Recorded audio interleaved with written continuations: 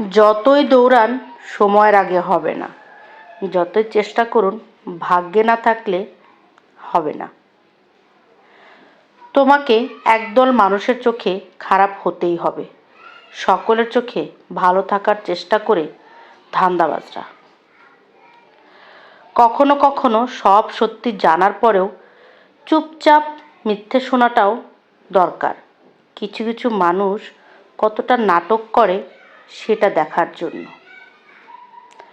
বড় বড় ডিগ্রি অর্জন করে কি হবে বলুন তো? মন আর বিবেকটা যদি অশিক্ষিতই থেকে যায়, তাহলে এত বড় ডিগ্রি অর্জন করে কি লাভ হবে? মানুষকে খুশি রাখতে পারার মতো কঠিন কাজ পৃথিবীতে আর দ্বিতীয়টি নেই। সামান্য স্বার্থের আঘাত লাগলেই মানুষ পূর্বের সব উপকারের কথা ভুলে যাবে। এটাই বাস্তব সত্য কথা।